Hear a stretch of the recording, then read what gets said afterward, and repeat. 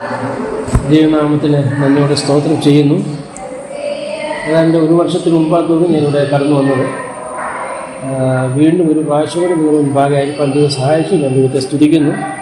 അല്പസമയത്തെ വചനധ്യാനത്തിനായിട്ട് നമുക്ക് ആദ്യമായിട്ട് ഒരു വേദഭാഗം വായിക്കാം. ഉൽപ്പത്തി 42 1 വാക്യം.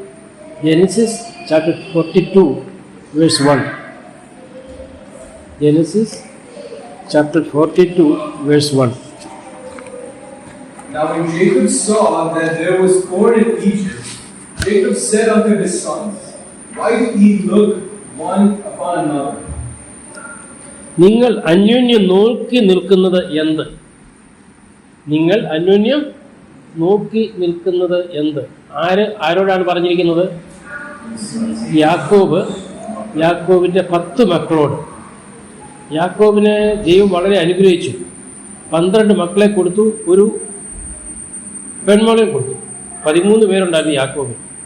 അങ്ങനെ നോക്കുമ്പോൾ വളരെ അനുഗ്രഹിക്കപ്പെട്ട ഒരു കുടുംബമായിരുന്നു. എന്നാൽ അവർക്ക് ഈ ഒരു രീതിയിൽ എത്തുവാൻ കാരണം എന്താണ്? എന്തുകൊണ്ട് അവർക്ക് അന്യോന്യം നോക്കി നിൽക്കുന്നതായിട്ട് വന്നു? കാരണം അവർക്ക് നമുക്കറിയാം, ധാന്യമില്ലായിരുന്നു. അടുക്കളയിൽ ഒന്നും വെക്കാനായിട്ട് സാധിക്കുന്നില്ല.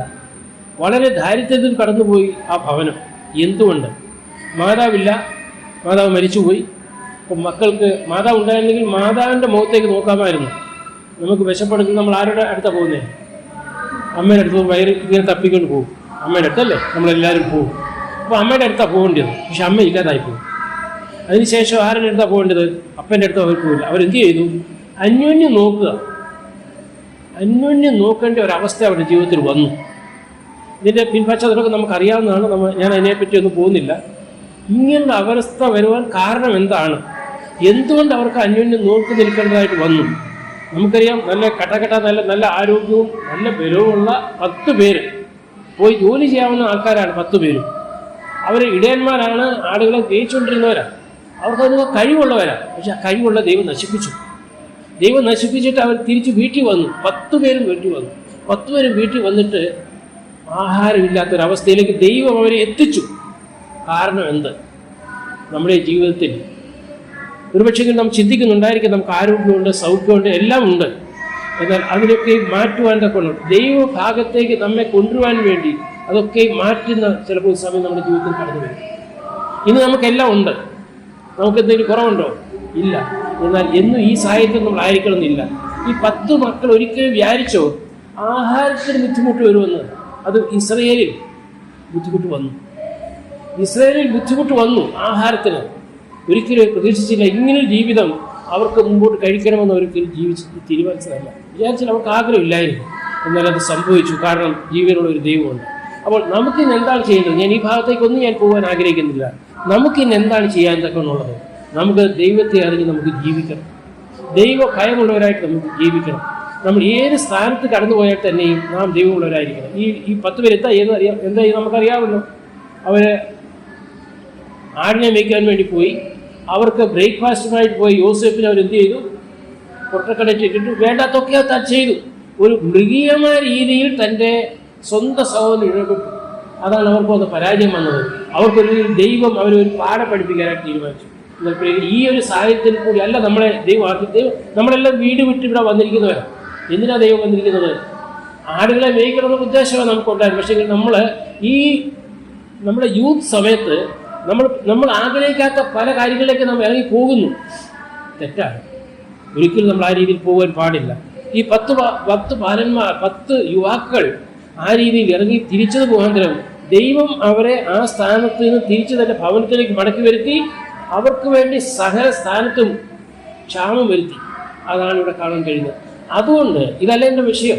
അതുകൊണ്ട് നാം എന്ത് ചെയ്യണം? നമുക്ക് ഒന്നാമതായിട്ട് ഫിലിപ്പിയർക്കെതിരെ ലേഖനത്തിലേക്ക് കടന്നു വരാം. നമുക്ക് ഇന്ന് ചെയ്യുവാൻ ഇന്ന് നാം ഈ വസ്തുത നമ്മുടെ മനസ്സിൽ വെച്ചുകൊണ്ട് നാം ചില കാര്യങ്ങൾ നാം ചെയ്യുന്നുവെങ്കിൽ നമുക്കൊരിക്കലും ആ ഒരു ദുർഭിക്ഷ, ആ ഒരു ക്ഷാമം നമ്മുടെ ജീവിതത്തിൽ വരികയില്ല എന്നുള്ളതാണ്. ഫിലിപ്പിയർക്കെതിരെ ലേഖനം 1-ാം അധ്യായം അതിൻ്റെ 11-ാം വാക്യം. ഫിലിപ്പിയർക്കെതിരെ ലേഖനം 1-ാം അധ്യായം അതിൻ്റെ 11-ാം വാക്യം. ദൈവത്തിന്റെ മഹത്വത്തിനും പുകഴ്ചയ്ക്കുമായിട്ട് നമ്മൾ ഫലം നിറഞ്ഞവരായി തീരണം. ഫലം എന്ന് പറയുമ്പോൾ ഭൗമികമായിരിക്കുന്ന രീതിയിൽ നമ്മൾ വിദ്യാരീതിയിൽ നമുക്ക് ഫലം നമുക്ക് ലഭിക്കുന്നുണ്ട്. ദൈവം വളരെ അനുഗ്രഹിച്ചിട്ടുണ്ട്, കാര്യമൊക്കെ ശരിയാണ്. നീതിയുടെ ഫലം നിറഞ്ഞവരായി നാം തീരണം. അത് അപ്പോസ്തലനായ പൗലോസിന്റെ ഒരു പ്രാർത്ഥനയാണ്. നമ്മളെല്ലാവരും അതിനുവേണ്ടി ആ ഒരു നീതി എന്ന ഫലം നിറഞ്ഞവരായി തീരുവാൻ തക്കണം നാം ആഗ്രഹിക്കും. ഈ ഒരു ആവശ്യമാണ് നമ്മുടെ ക്രിസ്തീയ ജീവിതത്തിൽ. ഈ 42-ാം അധ്യായത്തിൽ നാം കണ്ടതായിരിക്കുന്ന അന്യോന്യം നോക്കി നിൽക്കുന്ന ഒരവസ്ഥയിലേക്ക് നാം കടന്നു വരാതിരിക്കണമെന്നുണ്ടെങ്കിൽ നാം ഇന്ന് തന്നെ നമ്മുടെ ജീവിതത്തെ നാം ക്രമീകരിക്കേണ്ടത് ആവശ്യമാണ്. അതിന് രണ്ട് ഭാഗത്ത് പറയുന്നുണ്ട്. നിങ്ങൾ സ്നേഹം മേൽക്കുമേൽ വർദ്ധിക്കണം, നിങ്ങൾ ഭേദാഭേദങ്ങളെ വിവേചിച്ചറിയണം. എന്ന് ഭേദാഭേദങ്ങൾ എന്ന് പറഞ്ഞാൽ എന്തുവാ? ഉത്തമമായതും ഉത്തമമല്ലാത്തതുമായതിനെ നിങ്ങൾ വിവേചിച്ചറിയണം. ആ ഒരു ശക്തിക്ക് വേണ്ടി നമ്മൾ പ്രാർത്ഥിക്കണം. നമ്മുടെ മാതാപിതാക്കൾ കണ്ണുനീരൊഴുക്കി പ്രാർത്ഥിക്കുന്നുണ്ട്. അവരെ നമ്മളെ ഇവിടേക്ക് അയച്ചു കഴിഞ്ഞപ്പോൾ കണ്ണുനീരൊഴുക്കുന്ന ഒരു മാതാപിതാക്കന്മാർ നമുക്ക് വേണ്ടി വീട്ടിലുണ്ട്, നാട്ടിലുണ്ട്. പക്ഷെ നമ്മളും പ്രാർത്ഥിക്കണം. എന്ത് പ്രാർത്ഥിക്കണം? കർത്താവേ, ഞാനൊരു തീരുമാനം എടുക്കുമ്പോൾ അത് എൻ്റെ മാതാപിതാക്കൾക്ക് വേദന കൊടുക്കുന്ന, എൻ്റെ മാതാപിതാക്കളുടെ തലകുനിക്കുന്ന എന്തെങ്കിലും എൻ്റെ ജീവിതത്തിൽ ഇതുണ്ടോ? ഉണ്ടെങ്കിൽ എനിക്കത് വേണ്ട. അതുകൊണ്ട് നമുക്ക് ടാറ്റ പറയാം, നമുക്കിനി അത് വേണ്ട. കാരണം ഒരു നീതി ഫലം നിറഞ്ഞവരായി തീരണമെന്നുണ്ടെങ്കിൽ നമ്മുടെ സ്നേഹം വർദ്ധിക്കണം. ആരുമായിട്ടുള്ളത്? നമ്മുടെ കർത്താവുമായിട്ടുള്ള സ്നേഹം വർദ്ധിക്കണം. അതുപോലെ വിവേചിക്കണം, ഞാനിത് ചെയ്യുന്നത് ശരിയാണോ തെറ്റാണോ. ഈ ഒരു ലോകം എന്ന് പറഞ്ഞു കഴിഞ്ഞാൽ നമുക്കറിയാം, നമുക്ക് എല്ലാവർക്കും അറിയാം, വീണ് പോയി കഴിഞ്ഞാൽ പിന്നെ അവിടെ എഴുന്നേക്കാൻ പ്രയാസമാണ്. നമ്മളൊരു ചെറിയൊരു പാപത്തിന് അടിമപ്പെട്ട് പോയി കഴിഞ്ഞാൽ പിന്നെ നമുക്ക് അവിടെ എഴുന്നേൽക്കുന്ന കാര്യം വലിയ പ്രയാസം. നമ്മുടെ കുറ്റമല്ല. ഇനി ആരെല്ലാം അത് ദുർദോഷിച്ചാലും ഒരിക്കലും എഴുന്നേക്കാൻ പറ്റത്തില്ല. അതുകൊണ്ട് നാം ഒരിക്കലും അങ്ങനെയുള്ള സ്ഥാനത്തേക്ക് നാം കടന്നു പോകരുതെന്ന് അപ്പോസ്തലനായ പൗലോസ് പ്രാർത്ഥിച്ചാൽ എവിടെ കിടന്നല്ല പ്രാർത്ഥിക്കുന്നേ? കാരാക്കര കിടന്നുകൊണ്ട് പ്രാർത്ഥിക്കും. തന്റെ കാലുകൾ ചങ്ങലയ്ക്ക് ഇട്ടിരിക്കുകയാണ്. തനിക്ക് യാതൊരു സ്വാതന്ത്ര്യമില്ലാത്ത രീതിയിലായിരിക്കണം. തന്നെക്കുറിച്ചോ തൻ്റെ ബന്ധുക്കളെക്കുറിച്ചോ തൻ്റെ അവിടുന്ന് ഒരു ജാമ്യം കിട്ടി എനിക്ക് വെളിവ് ഒന്നുമല്ല തൻ്റെ ആവശ്യം. തൻ്റെ ആവശ്യം തൻ്റെ സ്വന്തം സഹോദരങ്ങൾ ഫിലിപ്പിയിലുള്ള വിശ്വാസികളുടെ ജീവിതത്തിൽ അവർ ഉത്തമമായത് മാത്രമേ തിരഞ്ഞെടുക്കാവൂ. അവർ വേണ്ടാത്തൊന്നും തിരഞ്ഞെടുക്കരുത് എന്ന് പറഞ്ഞാൽ ആ ഒരു സാഹചര്യം അങ്ങനെയാണ്. നമുക്ക് ഉത്തമമല്ലാത്തതിനെ തിരഞ്ഞെടുക്കുവാൻ തക്കണം നമ്മുടെ ലൗകികമായിരിക്കും ജടിക ഒരു ആഗ്രഹം നമ്മുടെ ജീവിതത്തിലേക്ക് കടന്നു വരും. സൂക്ഷിക്കുക, നമ്മൾ ഒരിക്കലും ആ രീതിയിൽ ചെയ്യാൻ പാടില്ല. അതിനെന്ത് ചെയ്യണം? നമ്മൾ പ്രാർത്ഥിച്ചുകൊണ്ടിരിക്കണം. ദൈവമേ, ഏത് ശരി ഏത് തെറ്റ് ഇത് വിവേചിപ്പാനുള്ള ഒരു കഴിവ് എനിക്ക് തരണം. മാത്രമല്ല എന്താണ് ഫലം നിറഞ്ഞതായി തീരുക എന്ന് പറയുമ്പോൾ, ഫലം എന്ന് പറയുമ്പോൾ ഈ തെങ്ങിലെ തേങ്ങ ഉണ്ടല്ലോ, തേങ്ങ കായ്ക്കുന്ന സമയത്ത് അതെങ്ങനെ ഇരിക്കുന്നത്? ഇങ്ങനെ ഇരിക്കും അല്ലേ? നേരെയല്ല ഇരിക്കുന്നത്. അതിന് കൊമ്പ് അറിയത്തില്ലേ? അത് തേങ്ങ നല്ലോണം വിളഞ്ഞു കഴിയുമ്പോഴത്തേക്ക് അത് ആ തെങ്ങിൻ കൊല എങ്ങനെ വരും? അല്ലേ? അപ്പൊ എന്താ പറയുന്നത്?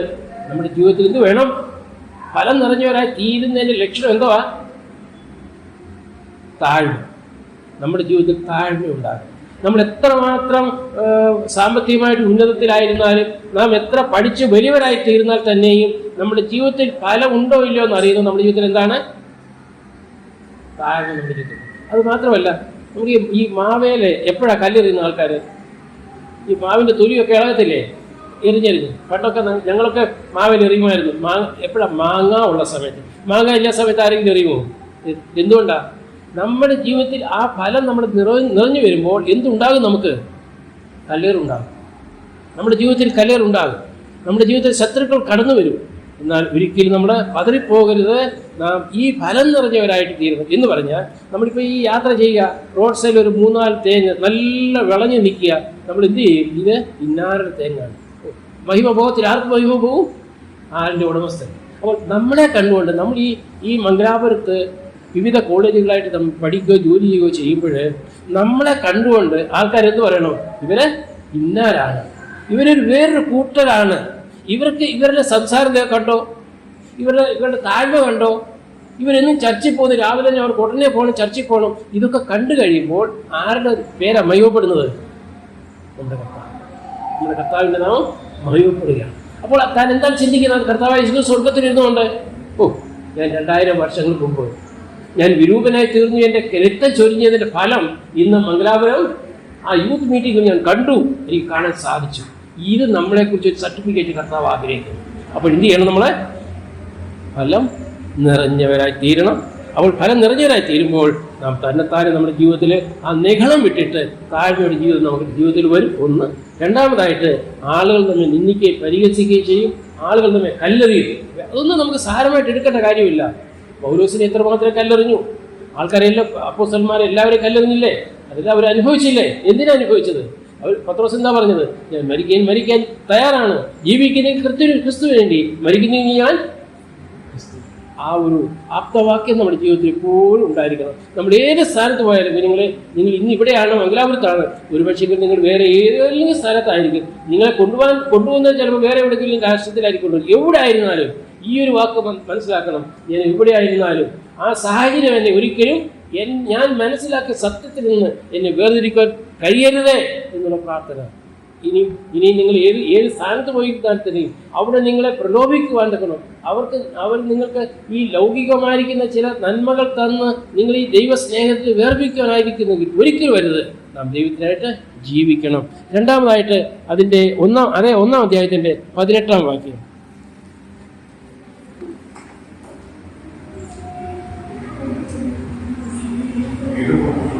പിന്നെ എന്ത്? നാട്യമായിട്ടോ പരമാർത്ഥമായിട്ടോ ഏത് വിധനെയായാലും ക്രിസ്തുവിനെയല്ലോ പ്രസംഗിക്കുന്നത്, ഇതിൽ ഞാൻ സന്തോഷിക്കുന്നു. അപ്പോൾ നമ്മൾ എന്താ ചെയ്യേണ്ടത്? നമ്മൾ പ്രസംഗിക്കണം. ഇത് നമ്മുടെ സഭയിൽ ഒരാൾക്ക് വേണ്ടി മാത്രമുള്ളതല്ല. ഇപ്പോൾ പെൺകുഞ്ഞുങ്ങളാണെങ്കിൽ അവർക്ക് വേണ്ടി ഒരു സിസ്റ്റേഴ്സ് മീറ്റിംഗ് ഉണ്ടെങ്കിൽ അതിനുവേണ്ടി നമ്മൾ പ്രസംഗിക്കണം. ഞാൻ ക്രിസ്തുവിനെയല്ലോ പ്രസംഗിക്കുന്നത്. വേറെ എന്തെല്ലാം നമ്മൾ പ്രസംഗിച്ചു കഴിഞ്ഞാലും അതല്ല ദൈവം നോക്കും. നമ്മൾ ആരെ കുറിച്ച് പ്രസംഗിക്കണം? നമ്മുടെ കർത്താവിനെ കുറിച്ച് നമ്മൾ പ്രസംഗിക്കണം. അത് വലിയ വരമാണ് കേട്ടോ. കാരണം ഇന്ന് നിങ്ങൾക്ക് ഈ ഒരു യുവാവസ്ഥ നിങ്ങൾക്ക് കിട്ടിയിട്ടുണ്ട്. ഇപ്പം എന്നെ സംബന്ധിച്ചിടത്തോളം എനിക്കിത് പ്രസംഗിക്കാറില്ല. ഇനി ഒരുപക്ഷെ ഏത് സമയത്ത് ഞാൻ കിടപ്പായി പോകുമെന്ന് അറിയത്തില്ല.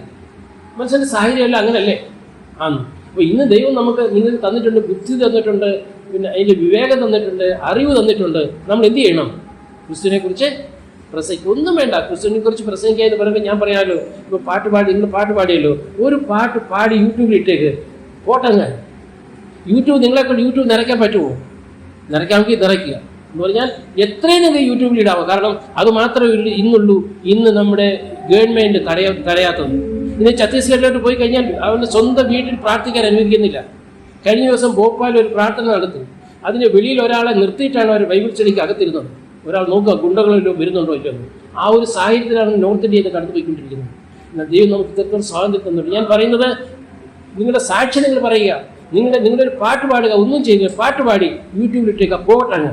നമുക്കൊന്നും ചെയ്യാൻ നമുക്ക് വലിയ ചിലവുണ്ടോ? പക്ഷെ ഇത് ചിലപ്പം നിർത്തുന്ന ഒരു സമയം വരും. ക്രിസ്തീയ പ്രോഗ്രാം വേണ്ട എന്ന് പറയുന്ന ഒരുപക്ഷെ സമയം വന്നു എന്ന് വരാം. നമുക്ക് തന്നിട്ടുള്ളതായിരിക്കുന്ന വിദ്യാബുദ്ധി നമുക്ക് ലൗകികമായിരിക്കുന്ന കാര്യങ്ങൾക്ക് വേണ്ടി മാത്രമല്ല, നമ്മുടെ കർത്താവിന് വേണ്ടി കുറിച്ച് ചിലവാക്കണം. കാരണം കർത്താവ് തന്നല്ലേ ഇത്. നമ്മൾ ശ്വാസം വലിക്കുന്നെങ്കിൽ ആര് തന്നാ ഇത്? നമ്മുടെ കർത്താവ് തന്നതാണ്. ഈ കർത്താവിൻ്റെ പിന്നെ ഒരു ഉദ്ദേശമില്ലേ? നിങ്ങളിവിടെ മംഗലാപുരത്ത് കൊണ്ടിരിക്കുന്നെങ്കിൽ കർത്താവിൻ്റെ ഉദ്ദേശമില്ലേ? ഉണ്ട്. എന്തുദ്ദേശമാണ്? ഒരു കോളേജിൽ പോയി പഠിക്കുക, പാസ്സാകുക, അത് മാത്രമല്ല. ഏതെങ്കിലും മംഗലാപുരത്ത് ജോലി ചെയ്യുക എന്ന് മാത്രമല്ല. ദൈവത്തിന് വലിയൊരു ഉദ്ദേശം. നമുക്ക് ദൈവം ആരോഗ്യവും സൗഖ്യം തന്നു, വിദ്യ തന്നു, ഭാഷ തന്നിട്ടുണ്ടെങ്കിൽ നമ്മളത് ഉപയോഗിക്കണം. ഏതെങ്കിലും രീതിയിൽ നമുക്കറിയാം, ഒരു വാതിൽ അടച്ചു കഴിഞ്ഞാൽ വേറെ 2 വാതിൽ തുറക്കുന്നതിനാണ് നമ്മുടെ കർത്താവ്. അങ്ങനെയെങ്കിൽ ഇന്ന് വാതിൽ തുറന്നു കിടക്കുന്നുണ്ട്, നമുക്ക് പ്രാർത്ഥിക്കണം. നമ്മൾ കണ്ണീരൊഴുകി പ്രാർത്ഥിക്കണം. ഇന്നത്തെ സമൂഹത്തെ ഓർത്ത്, ഇന്നത്തെ ഗവൺമെൻറ്റിനെ ഓർത്ത് നമ്മൾ പ്രാർത്ഥിക്കണം, നമ്മൾ പ്രസംഗിക്കണം. ഒരു പ്രാവശ്യം ഞാൻ ആ വാക്യം വായിച്ചുകൊണ്ട് മുൻപോട്ട് കിടന്നു. പിന്നെ എന്ത്?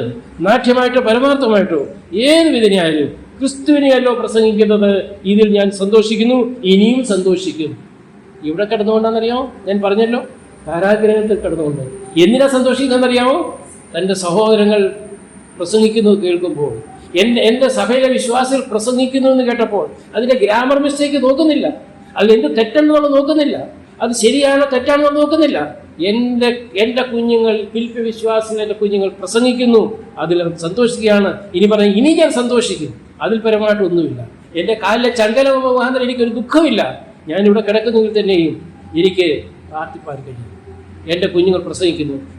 ഇതാണ് നമ്മളെക്കുറിച്ച് പറയാത്തത്. നമുക്ക് യൂത്ത് ഈ അവസ്ഥ ഇന്ന് നമ്മുടെ രക്തം എന്തോ ഗരം രക്തം എന്ന് പറഞ്ഞാൽ ചൂട് രക്തമാണ്, നമ്മുടെ യുവരക്തമാണ്. ഇതിന് പ്രത്യേക കഴിവുണ്ട്, ശക്തിയുണ്ട്. കാരണം എന്താണെന്നറിയാമോ? ഈ സമയത്തെ രക്തമാണ് 33.5 വർഷക്കാലത്തെ സമയത്താണ് കർത്താവ് യേശു ക്രിസ്തു തൻ്റെ രക്തം ചൊരിഞ്ഞത്. നമുക്ക് ഈ യുവാവസ്ഥ നമ്മുടെ കർത്താവിന് വേണ്ടി ഉപയോഗിക്കാം. കർത്താവ് ഒരു തീരുമാനമെടുക്കാം. കർത്താവെ, ഞാൻ പഠിക്കാനായിട്ട് വന്നു, അല്ലെങ്കിൽ ഞാൻ ജോലി ചെയ്യുന്നുണ്ട്, ഇതൊക്കെ ശരിയാണ്, ഇതൊക്കെ എൻ്റെ വയറ്റിപ്പഴുപ്പിന് വേണ്ടിയാണ്, എൻ്റെ ഭാവിക്ക് വേണ്ടിയാണ് എന്ന് പറഞ്ഞാൽ എൻ്റെ ശരീരത്തിന് വേണ്ടിയാണ്. എന്നാൽ എൻ്റെ ആത്മാവിന് വേണ്ടി ഞാൻ ഒന്നും ചെയ്യുന്നില്ലെങ്കിൽ നമ്മുടെ ജീവിതത്തിൽ നമ്മുടെ സീറോ. ഒരുപക്ഷെ നാം മറ്റുള്ള രീതിയിൽ നമ്മൾ ഹീറോ ആയിരിക്കാം, അല്ലേ? നമ്മളിവിടെ ഒന്ന് പഠിച്ചു, നല്ല മാർക്ക് വാങ്ങിച്ചു, ഫസ്റ്റ് ക്ലാസ് കിട്ടി, റാങ്ക് കിട്ടി, ഇതൊക്കെ നമ്മൾ ഹീറോയാണ്. പക്ഷേ നമ്മുടെ ആത്മീയ രീതിയിൽ നമ്മൾ ഹീറോയാണോ ജീറോയാണോ ചിന്തിച്ചു നോക്കുക. വളരെ വളരെ ചിന്തിക്കേണ്ട ഒരു വിഷയമാണ്. ഞാൻ മുൻപോട്ട് പോവുകയാണ്. പ്രസംഗിക്കണം കേട്ടോ, നമ്മൾ പ്രസംഗിക്കണം. 1:20 നമുക്ക് കടന്നു വരാം.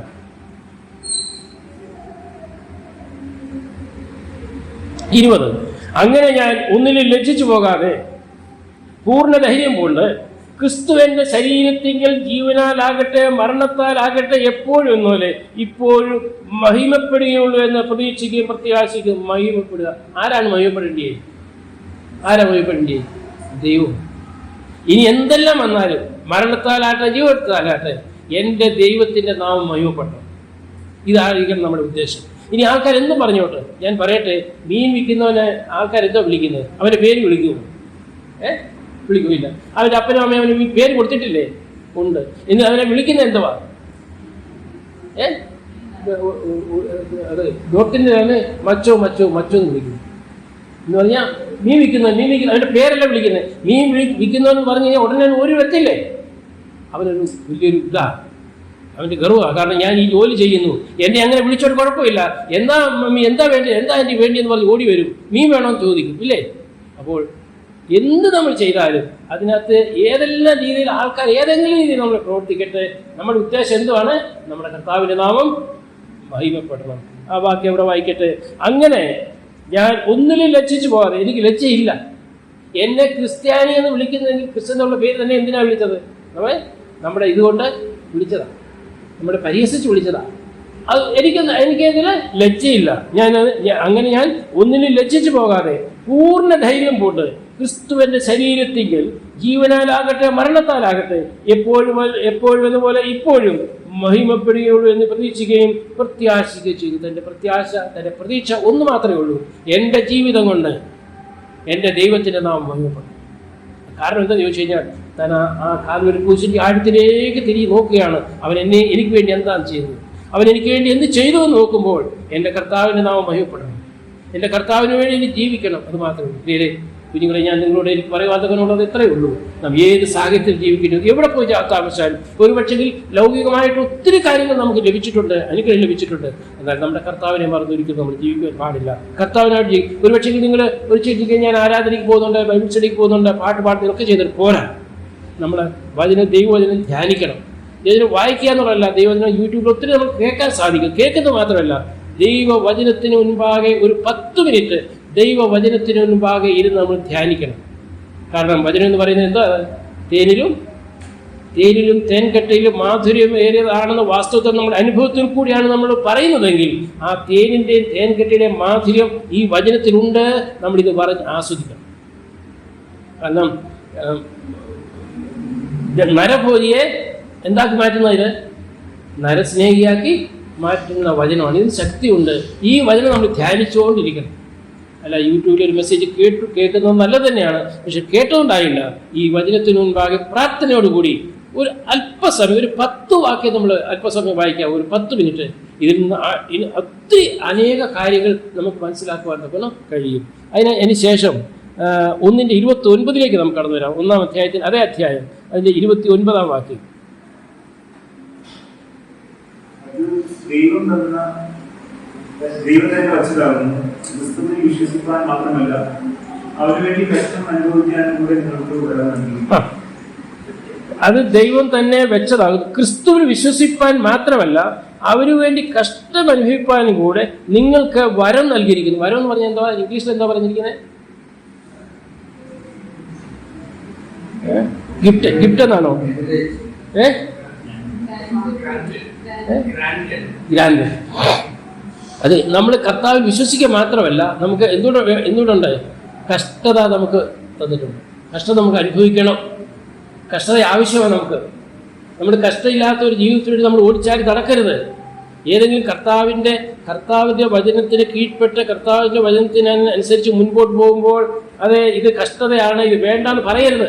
ആ കഷ്ടതയെ നമ്മൾ ഉപയോഗിക്കണം. അതുകൊണ്ടല്ലേ അപ്പോസ്തലനായ പൗലോസ് തന്റെ ജീവിതത്തിൽ എന്തെല്ലാം പ്രശ്നങ്ങൾ പ്രയാസങ്ങൾ വന്നു, താൻ അതെല്ലാം വിട്ടിട്ട് മുൻപോട്ട് പോയി, യാത്ര മുൻപോട്ട് പോവുകയാണ്. തനിക്ക് അതൊന്നും പ്രശ്നമല്ല. ആ കഷ്ടതയെ താൻ സ്വീകരിച്ചു, അംഗീകരിച്ചു. എൻ്റെ കർത്താവിന് വേണ്ടി ഞാൻ കഷ്ടപ്പെട്ടു. ഇപ്പോൾ കഷ്ടത എന്താണ്? ഒരു വരവാണ്. കഷ്ടത വരവെന്ന് പറയുമ്പോൾ നമ്മൾ ഒരിക്കലും പ്രാർത്ഥിക്കാറില്ല, കർത്താവ് കഷ്ടത എനിക്ക് തരണമെന്ന് പ്രാർത്ഥിക്കും ആരെങ്കിലും? ഇല്ല, നമ്മളാരും പ്രാർത്ഥിക്കുന്നില്ല കഷ്ടത എനിക്ക് തരണേ. കാരണം ഒരു വരമാണല്ലോ കർത്താവ്, ആ കഷ്ടത എനിക്ക് തരണമെന്ന് പ്രാർത്ഥിക്കുന്നത്. എന്നാൽ കർത്താവ് നമുക്ക് കഷ്ടത തരും. നമ്മൾ പ്രാർത്ഥിച്ചാലും ഇല്ലെങ്കിലും കർത്താവ് നമുക്ക് കഷ്ടത തരും. എന്നാൽ തന്നു കഴിഞ്ഞാൽ നമ്മൾ എന്താണ് പ്രാർത്ഥിക്കുന്നത്? അപ്പോസ്തലനായ പൗലോസ് എന്ത് പ്രാർത്ഥിച്ചു? എൻ്റെ കൃപ. അപ്പൊ ഈ കഷ്ടതയെക്കാട്ടും വലിയ ഒന്നുണ്ട് കർത്താവിന്റെ കരത്തിലുണ്ട്. നാം അനുഭവിക്കുന്ന കഷ്ടതയെക്കാട്ടിലും വലിയ ആസ്വദിക്കത്തക്ക രീതിയിലുള്ളതായിരിക്കുന്ന ഒരു ശക്തി ദൈവസന്നിധിയിലുണ്ട്. അത് കൃപ. ആ കൃപ ദൈവം നമുക്ക് തരും. അപ്പോൾ അതുകൊണ്ട് നാം യാത്ര ചെയ്യുന്ന വേളയിൽ ഒരുപക്ഷെ കഷ്ടത ഉണ്ടാകാം. എന്നാൽ കഷ്ടത ഉണ്ടാകുമ്പോൾ ഇനി ഇങ്ങോട്ട് പോകണ്ട, നമുക്ക് പുറകെ പോകാം, ഇത് നല്ലതാണ്, ഈ ജീവിതം നല്ലതാണ്, അത് വേണ്ടാന്ന് പറയരുത്. അത് കർത്താവിന്റെ ഹിതത്തിനനുസരിച്ചാണെങ്കിൽ തീർച്ചയായിട്ടും നമുക്ക് മുൻപോട്ട് പോകേണ്ടത് ആവശ്യമാണ്. 1-2 വേദങ്ങൾ വായിച്ചുകൊണ്ട് ഞാൻ ഇരുന്നോളാം. 2-ാം അധ്യായത്തിന്റെ 2-ാം വാക്യം. ഏത് മനസ്സിലുള്ളവരായി ഏത് സ്നേഹം കൊണ്ട് ഐക്യപ്പെട്ട് ഏത് ഭാവമുള്ളവരായി ഇങ്ങനെ എന്റെ സന്തോഷം പൂർണ്ണമാണ്. അതിന്റെ 5-ാം വാക്യം. ക്രിസ്തുവേശുവിനുള്ള ഭാവം തന്നെ നിങ്ങളിലും ഉണ്ടായിരിക്കട്ടെ. ഇത് നമുക്കൊരു ആപ്തവാക്യമായിട്ട് എടുക്കാം. ഇത് ക്രിസ്തുവേശുവിന്റെ ഭാവം എന്നിലുണ്ടോ? ക്രിസ്തുവേശുവിന്റെ ഭാവം എന്തോ ആയിരുന്നു? നമുക്ക് നമ്മുടെ ഈ മംഗലാപുരത്ത് നമ്മൾ താമസിക്കുമ്പോൾ നമുക്ക് എത്ര ശത്രുക്കളുണ്ട്? ശത്രുക്കളുണ്ടോ?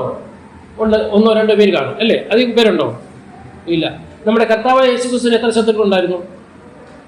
മുഴുവൻ യഹൂദന്മാരും കർത്താവായ യേശുക്രിസ്തു ശത്രുവായിരുന്നു അല്ലേ? റോമ ഗവൺമെന്റിലുള്ള ജനങ്ങൾ മൊത്തം കർത്താവായ യേശുക്രിസ്തു ശത്രുവായിരുന്നു. അപ്പോൾ അത്ര ശത്രുക്കളുണ്ട് നമുക്ക് കാണും. ചിലപ്പോൾ 2-3 പേര് ശത്രുക്കൾ എന്ന് പറയണ്ട, 2-3 ശത്രുക്കൾ നമുക്ക് കാണുമായിരിക്കും അല്ലേ? അതിൽ കൂടെ ഉണ്ടോ മോളെ? ഇല്ല. എന്നാൽ കർത്താവ് പറഞ്ഞ എന്തുവാ? ഇവരെ വിടുക. ഇവരറിയാതെ ചെയ്തതായതുകൊണ്ട് ഇവരോട് ക്ഷമിക്കുക. അപ്പൊ ഒരു ശത്രുവല്ല, 2 ശത്രുവല്ല, 10,000-കണക്കിന് ശത്രുക്കളുടെ മുൻപിൽ കാൽവരി ക്രൂശിൽ കിടന്നുകൊണ്ടാണ് കർത്താവ് പറയുന്നത്. അപ്പൊ എന്താ ചെയ്യേണ്ടത്?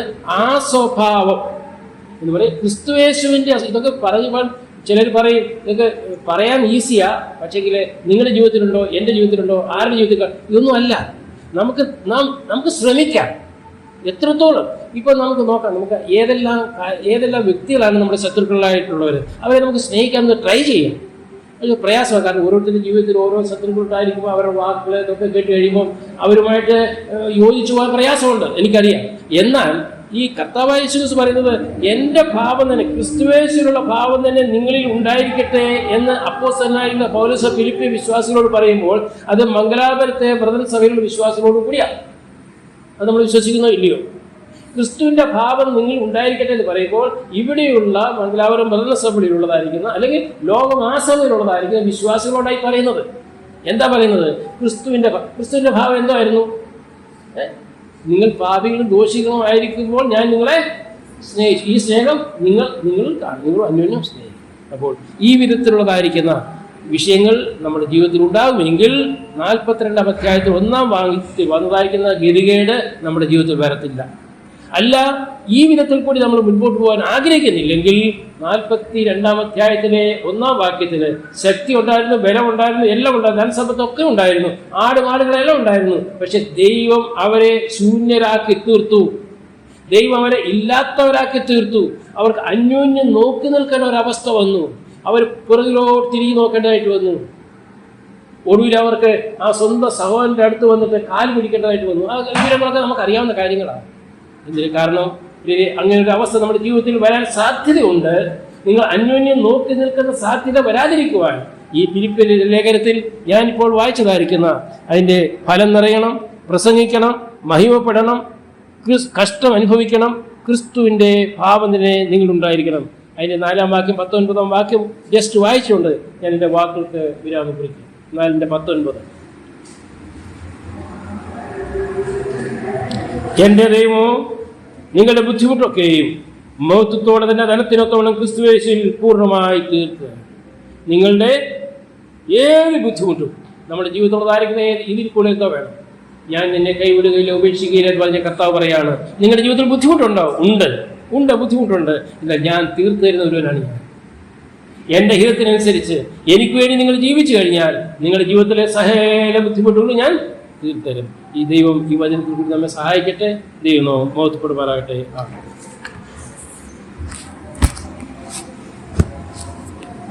Thank you so much, Uncle, for the message. Thank you for taking the time